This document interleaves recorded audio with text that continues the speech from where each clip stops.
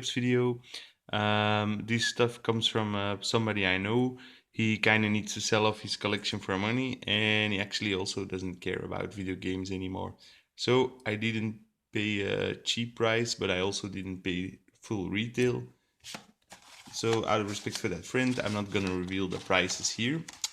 But first up, Darkwing Duck for the NES. Didn't have this one yet. The label is in very nice shape, so happy to add this one to my collection. Then, secondly, Quix computer game for the Atari 800 or 600 series or 400 series. I've been collecting this since recently, and I kind of love these games. Then for the Atari 2600, Amidar. It's a bit destroyed here, the label. I heard this is a pretty good port of a very fun game. I've never played it, so it kind of looks, by the cover of it, to be a sort of a Mario clone. Also with not a plumber, but a painter and a big monkey, so, we'll check it out. Then next up is Budai Fighter for the NES. This is actually one of my favorite games on the original Game Boy. I already also own it for the NES, but I didn't have it boxed. It's complete, but the manual is missing several pages, and the white piece of styrofoam is also not included. Next up, Roops is a black Game Boy Pocket. This one sadly has a, I don't know if, no, I took out the batteries. Has a line across the screen, but it's in nice shape for the rest. So I hope I can fix the screen. And then Lemmings, American Super Nintendo. I don't own this one yet, so why not? And then for my pièce de la résistance of this video, I got Terranigma. This one was the most expensive game in the lot. Hopefully the cartridge still works. I haven't tested it yet. I cleaned it up. It was really filthy. And it also, I hope it's not the German version, but the English language version. Then I also got these 3 LED games from the early 80s. Pac Monster from Bandai, which is obviously a Pac-Man clone. And Invader 1000 from Gekken, which was the European distributor of Konami back in the day.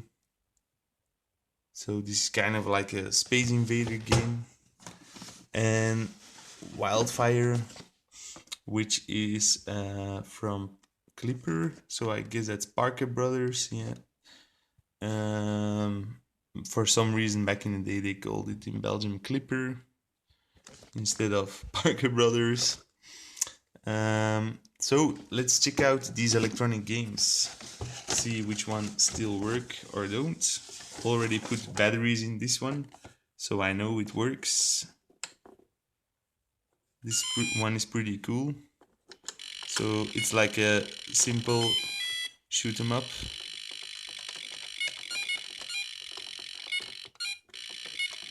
You only have 3 lanes, so it's actually very hard to do with one hand. Ooh, it's easy with 2 hands, but not with one hand. So yeah, that's it for Invader 1000.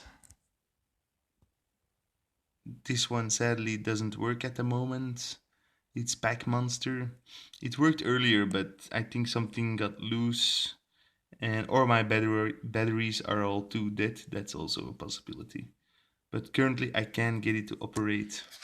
And there's a power supply input, but it's also loose inside, so I'll fix it up. I guess it's possible. Okay, so this one is super weird. It's a digital flipper pinball machine, but as you can see, oh shit, I don't know. I got a ball. See my ball going. Oh shit. Gotta switch hands here. Sound is really excellent on this one. As you can see, the flippers move. And this is where you launch the ball. I think it looks really cool, but gameplay wise, it's kinda lacking. Style over substance. Well, that's it for this video. Okay, something is definitely loose inside the Pac-Man, but as you can see, it still works. But when I do this, everything goes out. So I don't know what it is. I'll have to check in on it and try to fix this. There must be a loose connection inside somewhere. Well, that's it. Bye.